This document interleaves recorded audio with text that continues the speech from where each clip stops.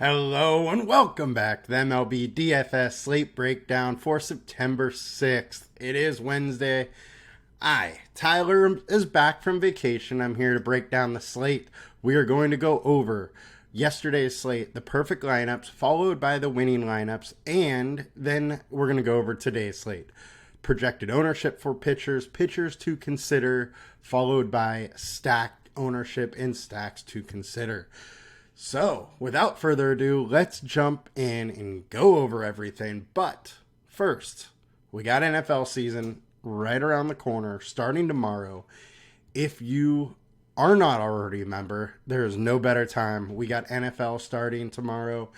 We got NBA, in about a month and a half starting. So this is the time to get in, familiarize yourself with the platform, and we also have all of these great promos that you can get involved with. Chalkboard is our newest one, and it is giving up to 100% match to $300. So if you put in $300, they match $300. And using our link, you also get 1 month free of our premium subscription to LineStar. So use our link, get a month free, try us out, and then just join us for the season because you're going to love it. All right, guys, let's get into it. Let's get over to the fun here. We will start with the perfect lineups. Looks like Suzuki already hit a home run, huh? Oh, no. He got 11. No home run yet. All right, so September 5th, DraftKings main slate, Jose Quintana and Bassett were the pitchers that got it done.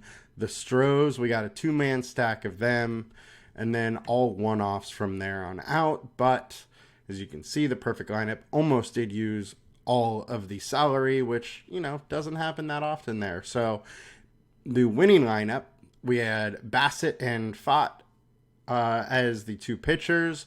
Fought 38% owned, got it done, with only 4.85 points. Simply, it's just that, he was so high owned. That's the only reason he found himself into the winning lineup with that type of score. But nonetheless, he did. So congrats to Chad 23322. So Bassett fought, then a nice little 4-man Met stack and 2-man San Francisco stack there.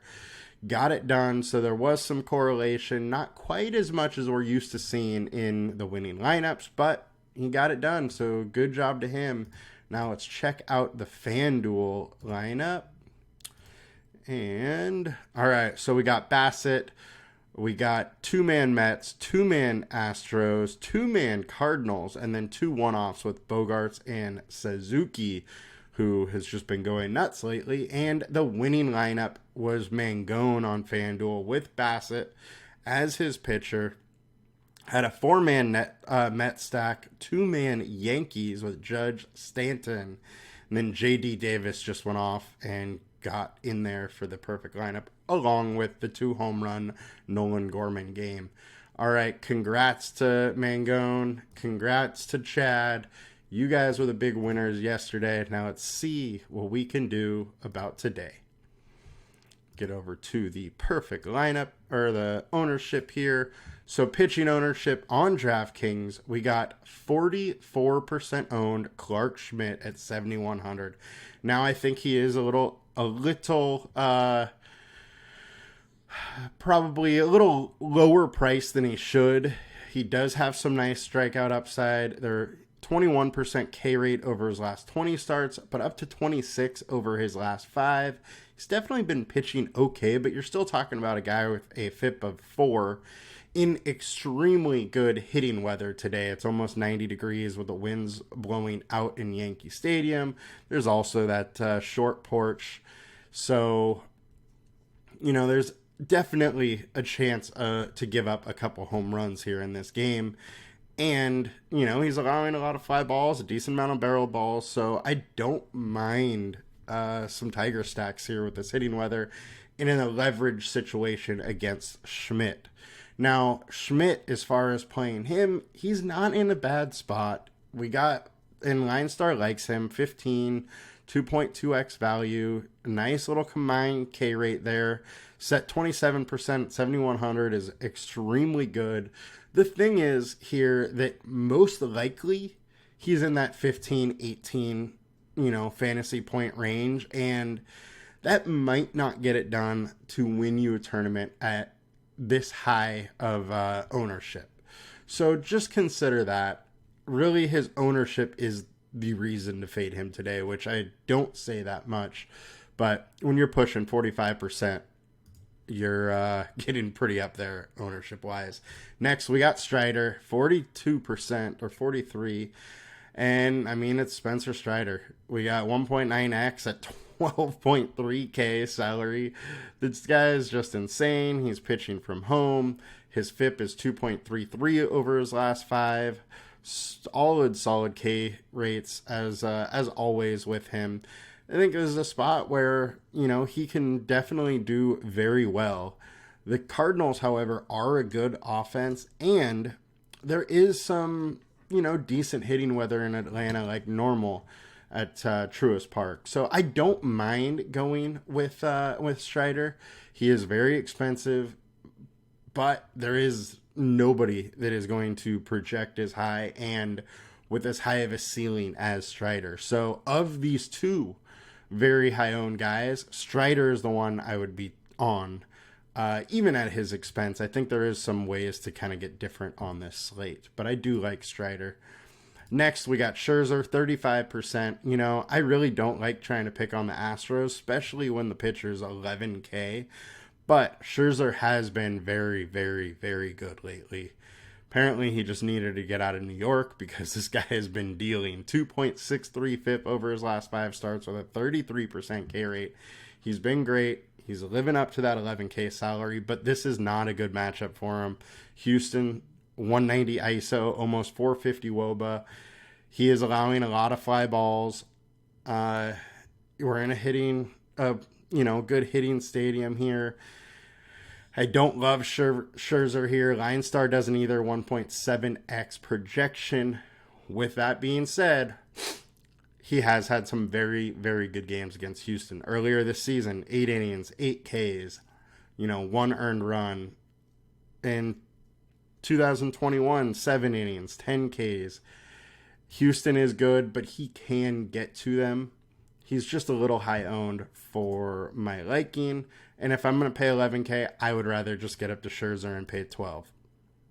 Next, we got Kyle Gibson versus the Angels. Angels aren't that good. Gibson has been very good all season, but he's really fallen off a little bit over the last 5. He had 2 real bad games. One at Seattle where he gave up 9 runs and then just gave up 7 runs in his last outing versus the White Sox.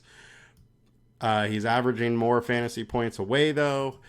This is a away matchup. Angels are decent versus righties, though. 184 ISO, 341 WOBA.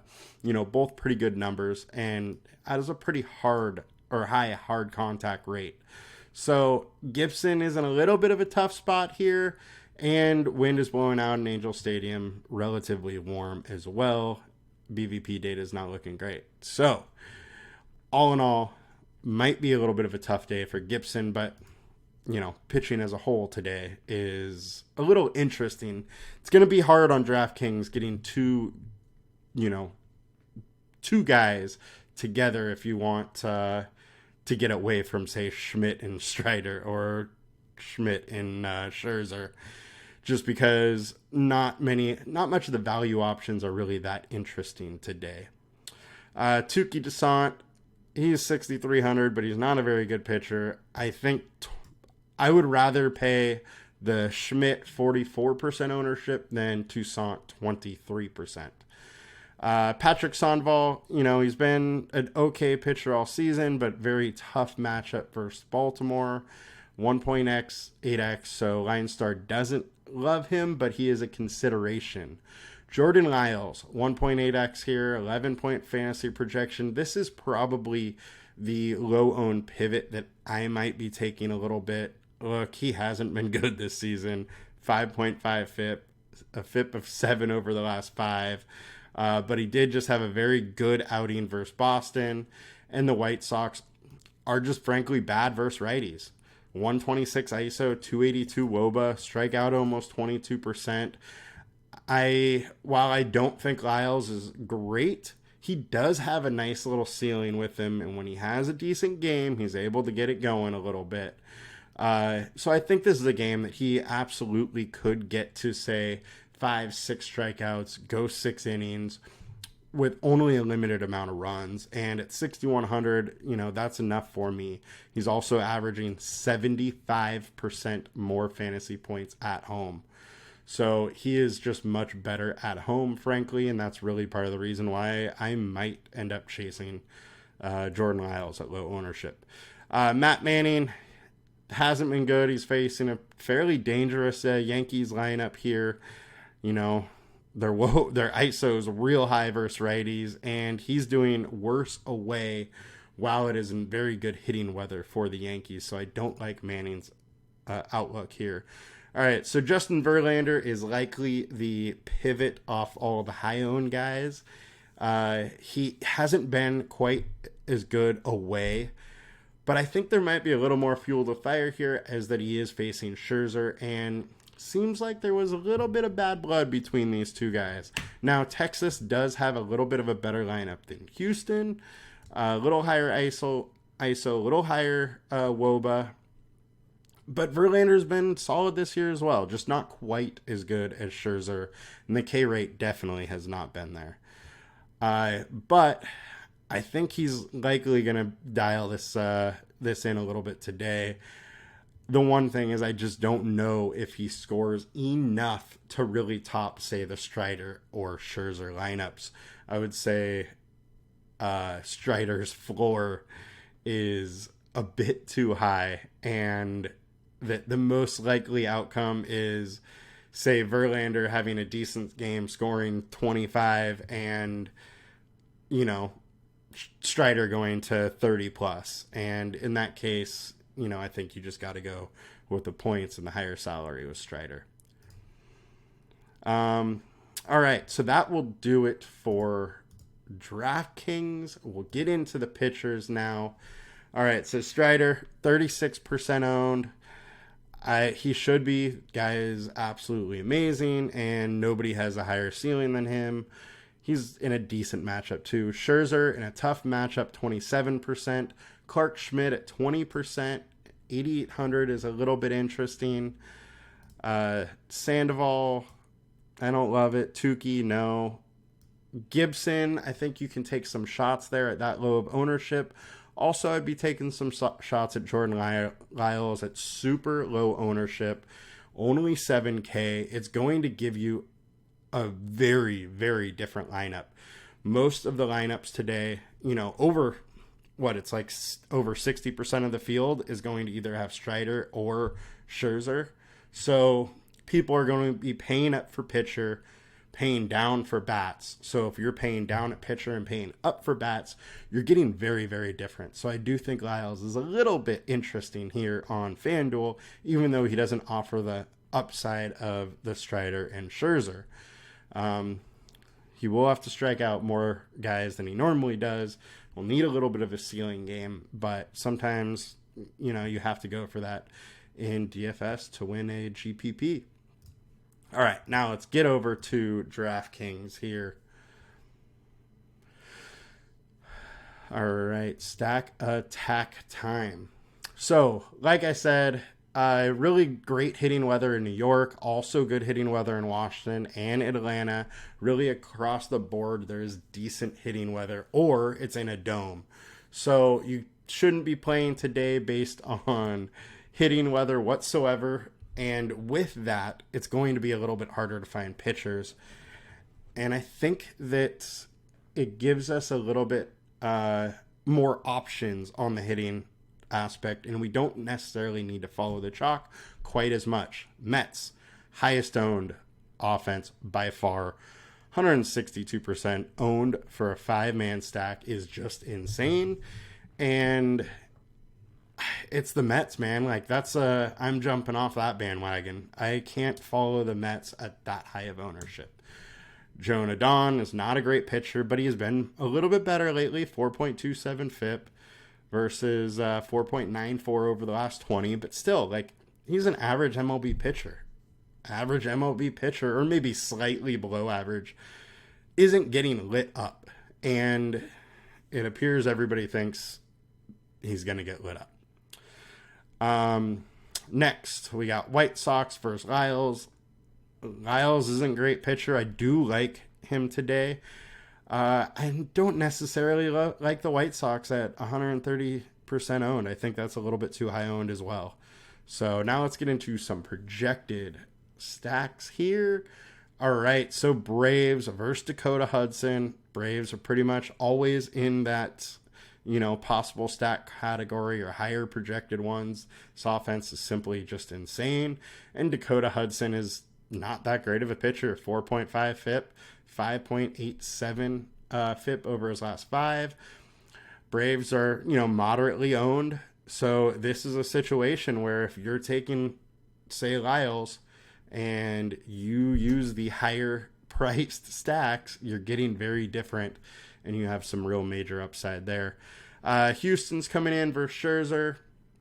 We've seen Scherzer get roughed up a bit this year. Houston is a good offense. We got a nice leverage situation here, so it does make some sense as far as, DFS game theory to play a little bit of Houston here. Now, because it's versus Scherzer, I wouldn't go overboard with how much you play them, but it definitely makes sense to play a little bit of them. All right, so now let's get over to the value stacks. This is where those Strider Scherzer lineups are likely going to live. So we got Royals, not too high owned, but they are in a nice spot. They are a decent offense. The issue with the Royals for me is how often are we going to see them put up 8+ runs? Today they very well could. It is a nice hitting environment, but it's just not going to happen very often. And Toussaint is a pitcher that it could happen from. He's just not good. FIP of 6, FIP of 5.14 over his last 20. I don't mind going to the Royals here. Mets are popping up a little bit. White Sox are popping up. See, this is my issue with paying up for pitchers so much today, especially on FanDuel, is that the stacks that you have to consider, they just aren't very good offenses. So I don't mind trying to get a little different at pitcher and pay up a little bit more for hitters. Now let's check out the ceiling. All right, so Braves, Houston, all over it. I think as we talked about, it makes a lot of sense. Let's see, one of the teams we are not talking about is Washington. They're in the same hitting environment as the Mets. And Budo's not a good pitcher, so I think it makes a lot of sense to go to Washington. They're a lot less owned than the Mets, and very well, could win that game. It's, they're only plus 111 for the money line to win that game, meaning it is almost, a 50-50 chance of them winning. Meanwhile, nobody's going there, so I think they make a very interesting, cheaper option hitting. Baltimore, always got to consider them. The Yankees aren't getting any love right now, and it makes no sense to me. Matt Manning isn't that great. The bullpen isn't that great.